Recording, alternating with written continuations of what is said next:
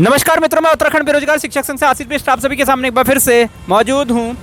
LT भर्ती को लेकर चयनित जो अभ्यर्थी हैं वो काफ़ी लंबे समय से संघर्ष कर रहे हैं अपने चयन को लेकर। अभी कुछ दिन पहले आपको याद होगा इन्होंने एक धरना प्रदर्शन किया था। 24 मार्च के आसपास इन्होंने धरना प्रदर्शन किया था और सरकार से उन्हें आश्वासन मिला था कि इनकी नियुक्ति जो है वो जल्द से जल्द हो जाएगी। अब जैसा कि आपको पता होगा, शिक्षा मंत्री जी ने भी कुछ महीना पहले बयान दिया था कि अगले एक माह के भीतर मार्च के महीने में ये बयान आया था शिक्षा मंत्री जी का कि एक माह के भीतर यानी कि 31 मार्च से पहले जो है वो ज्वाइनिंग जो है एलटी अभ्यर्थियों को, एलटी चयनित अभ्यर्थियों को मिल जाएगी। लेकिन अब अप्रैल माह बीत चुका है और आप कह सकते हैं लगभग बीतने की कगार पे है। आप कह सकते हैं अप्रैल माह अगले 10-15 दिनों में समाप्त हो जाएगा, लेकिन आप कह सकते हैं नियुक्ति का कोई नामो निशान अभी देखने को नहीं मिल रहा है। जैसा कि आपको पता है कि मार्च के महीने में कुछ अभ्यर्थी जो हैं वो हाई कोर्ट चले गए थे और कह सकते हैं उसकी वजह से एलटी भर्ती पे जो है वो रोक लग चुकी थी। आप देखिए यहाँ से जो चयनित अभ्यर्थी हैं वो शिक्षा निदेशालय के बाहर अनिश्चितकालीन धरना करने के लिए मजबूर हो चुके हैं। जी हाँ, और ये पिछले लगभग 2 दिन से या फिर 3 दिन से, वेनेसडे से अगर हम काउंट करें तो वेनेसडे, थर्सडे, फ्राइडे, लगभग 2 से 3 दिन से ये लगातार अनिश्चितकालीन धरना कर रहे हैं और अपनी नियुक्ति का इंतजार कर रहे हैं। सरकार से मांग है इन लोगों की कि हमको नियुक्ति जल्दी से जल्दी दे देनी चाहिए और जल्दी से जल्दी जो है नियुक्ति उनको मिल जानी चाहिए। और उनका ये भी मानना है, कहीं ना कहीं वो ये कह रहे हैं कि सरकार जो है हाई कोर्ट के अंदर पैरवी जो है वो ठीक से नहीं कर रही है।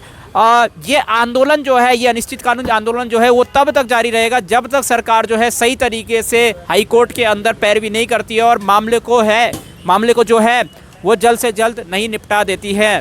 कहीं ना कहीं हाई कोर्ट में जो मामला चल रहा है जिसकी वजह से एलटी भर्ती में रोक लगी है, उसमें कहीं ना कहीं एक ढिलाई देखने को मिल रही है सरकार की तरफ से, आयोग की तरफ से, जिसकी वजह से मामला जो है लगातार लंबा जाता जा रहा है।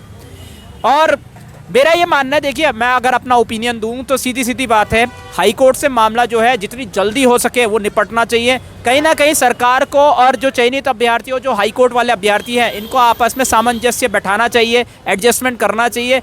मामले को जितनी हो सके समझ-बूझ के साथ बात अगर यहाँ पे हो, समझ-बूझ के साथ कि कितनी जल्दी वो चीज़ों को सॉल्व कर सकते हैं, हाई कोर्ट से मामले को जल्दी से जल्दी वापस ले सकते हैं। अगर मान लीजिए कि जो हाई कोर्ट में जो मामले गए हैं, जिन बच्चों ने हाई कोर्ट में केस किया, जो मामले गए हैं, अगर सरकार उनसे एडजस्टमेंट कर सके या फिर एडजस्टमेंट ना कर सके, मामले को जल्दी निपटाने के लिए कह सके, तो कहीं ना कहीं अगर जो हाई कोर्ट वाले अभ्यर्थी है उनकी बात को सुना जाए और यहाँ पे भी चयनित अभ्यर्थियों की बात को भी सुना जाए और तीनों का आपस में एक सामंजस्य हो, एक समझदार वाली बात हो तीनों के बीच में, तो जाके इस मामले का निपटारा मुझे लगता है जल्दी से जल्दी हो सकता है। कहीं ना कहीं इन 3 लोगों के बीच में जो कह सकते हैं वार्तालाप अभी तक नहीं हो पाया, उस वजह से ये मामला जो है काफ़ी लंबा जा चुका है।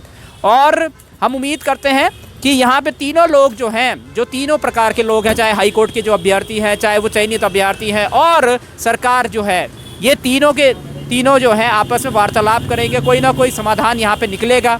और समाधान अगर निकलेगा तो कहीं ना कहीं ये भी चांस है कि जो अभ्यर्थी हैं, हाई कोर्ट वाले अभ्यर्थी हैं, शायद अगर उनकी बात अगर सामंजस्य वहाँ बैठ जाता है तो शायद वो अपना केस वापस ले लें या फिर कुछ ऐसा कुछ हो जाए।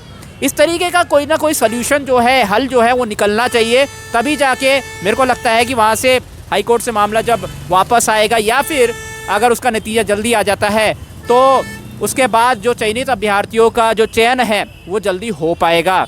इस तरीके से वार्तालाप करने की ज़रूरत है। लेकिन अभी ऐसा आप देख सकते हैं कि अभी जो हाई कोर्ट की हियरिंग चल रही है उसमें ऐसा होता हुआ नहीं दिख रहा है। मामला जो है लगातार लंबा जाते जा रहा है। वहाँ चयनित अभ्यर्थी आंदोलन पे, अनिश्चितकालीन आंदोलन पे शिक्षा निदेशालय के बाहर खड़े हो चुके हैं, जो कि बहुत ही दुखद बात है।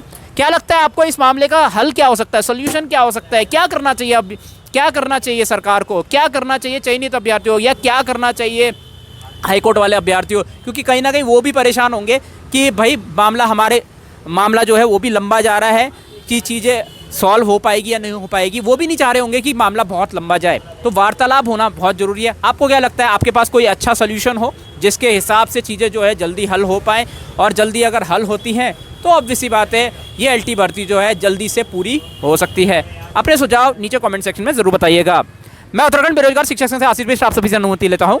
जय भारत, जय उत्तराखंड।